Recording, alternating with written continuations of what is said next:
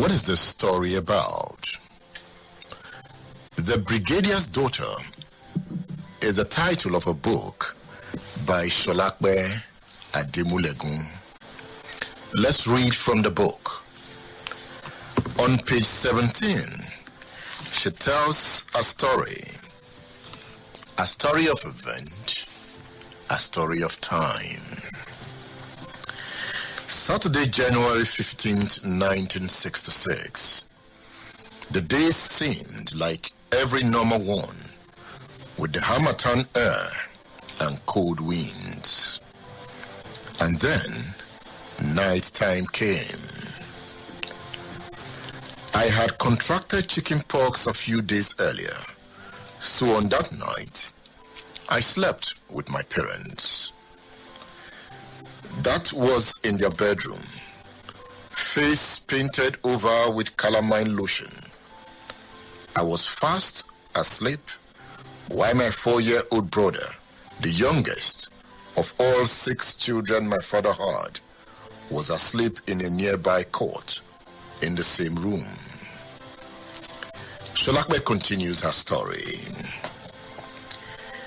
History records the time to be between 2 a.m. and 2:40 a.m. To me, as a child, it was the dead of night. I was awakened by noise. History lists 14 names of the soldiers that broke into our home and my parents' bedroom. It is the story of the Brigadier's Daughter.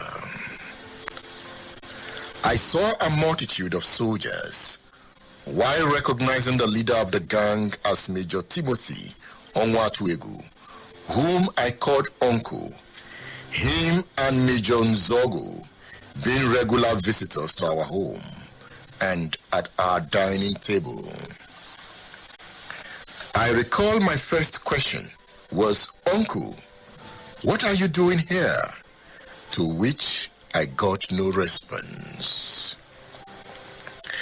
Sholakwe says, at this time, my mother, who was pregnant, history puts her pregnancy at being 8 months, was on her feet.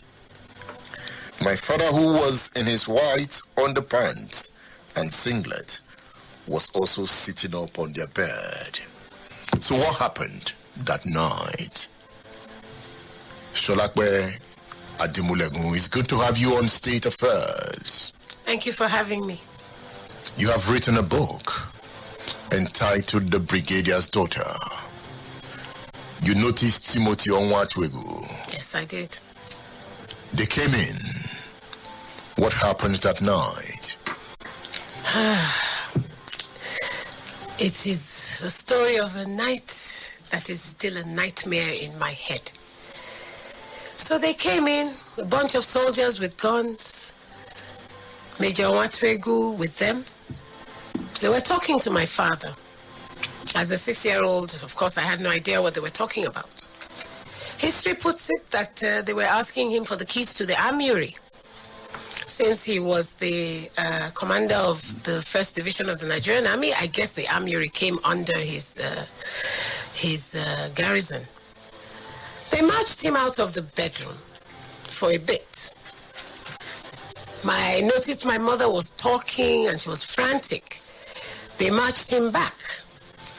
At a point, I noticed my father pulled the bedside drawer by the bed, because I was lying. At that point, I had rolled over to the edge to be able to see what was going on.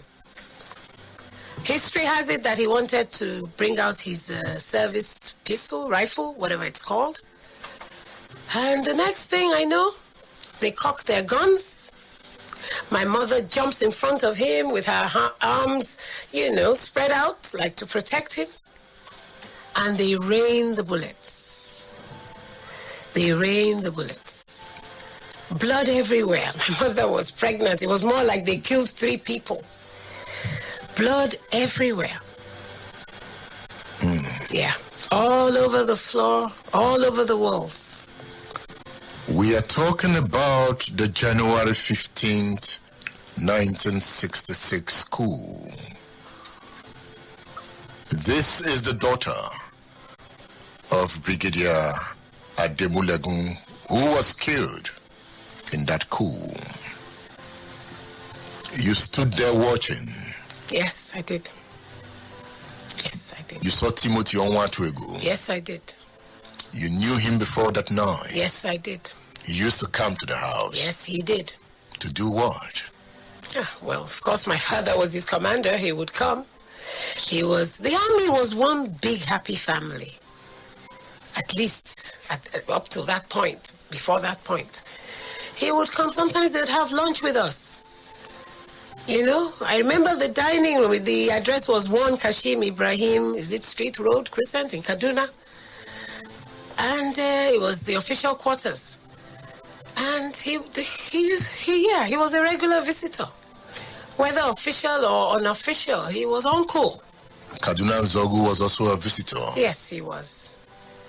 Yes, he was. You know, Kaduna was like the epicenter of that coup. So history says.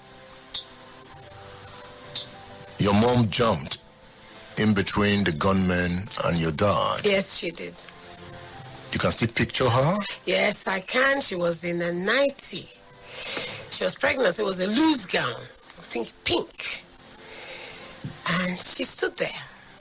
Maybe she felt they would show some pity. I'm a woman. They would show some pity. They know me. They've come here. I've probably cooked for them before. Maybe she felt, because I'm pregnant, they would, whatever it was that she felt or was going on in her head, I don't know. But she stood there. And you didn't feel pity for her? No, absolutely not. Did they tell her to give way and she refused? I don't remember that. I don't remember that. Here we go! State Affairs with Edmond Obilo is live. Stay tuned.